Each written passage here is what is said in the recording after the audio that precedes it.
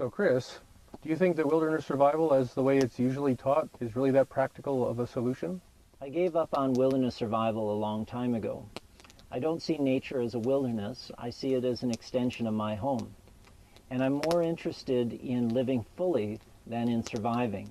To live fully, one must have a connection with the earth and the knowledge and skills to live in harmony with her, an understanding of oneself, an open mind, open heart, clarity of mind, freedom from distraction and fears, purpose or vision and awareness, and also a tribe or a community, people that you support and that in turn support you.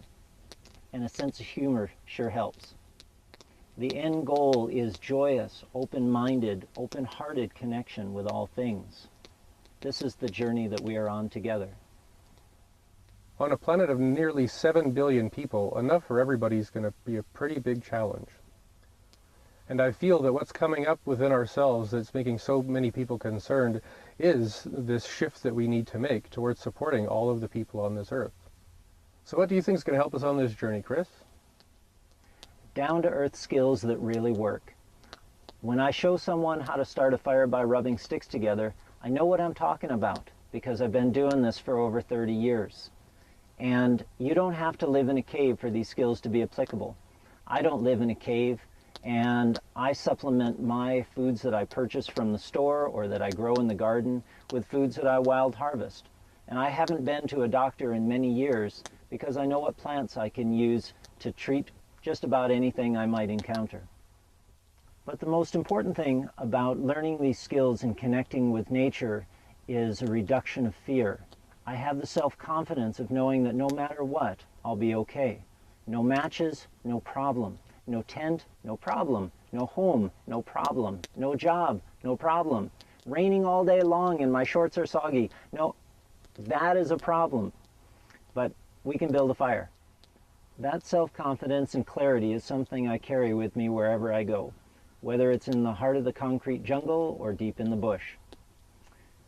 For those of you that are not living in the bush, there are the skills that we offer to live sustainably, like how to turn your lawn into a prolific garden, how to can and dry, preserve the food that you grow, and how to make things like soap, which is good for, what do you use that stuff for again, Mike? Most people wash with soap, Chris. Oh yeah. Now, my expertise is mostly in bush skills and nature spirituality. But Mike, you have a different set of skills that you also bring to Pathways. Well, besides the bush skills that I know, one thing that I want to bring into the Pathways program are the teachings that I've received from a lot of my Indigenous relations and elders that seem very, very appropriate to this time. I'm also a doctor of Chinese medicine and a lay priest in the Huanyuan tradition of Taoism, so I also will be bringing a lot of skills and ideas and practices that are going to help us all heal and be able to maintain a more clear and coherent relationship with whatever it is that's going to be coming into our experience, because we're going to be putting people into some pretty challenging situations. I also teach applied combat martial arts, which can provide people a sense of readiness with respect to conflict on many, many levels. What I teach is very instinctive or before your mind, so there's not that much to learn. Typically, in about a 2 to 3 day weekend, I can help most people get a sense within themselves that physical violence is no longer that really much of a concern. I've also been involved in studying nutritional medicine and functional medicine for about the last 10 years, so I try and help people understand what's good to eat, but mostly why. If you don't understand why something needs to change in your life, it's very hard to make that change, but typically when we have a clear understanding, it makes those decisions a lot easier.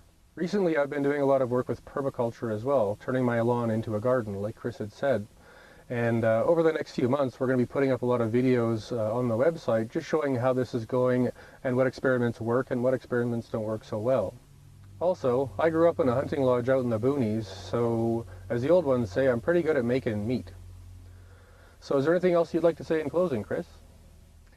This is an exciting time that we live in now. It's not a bad time, but there's so much potential.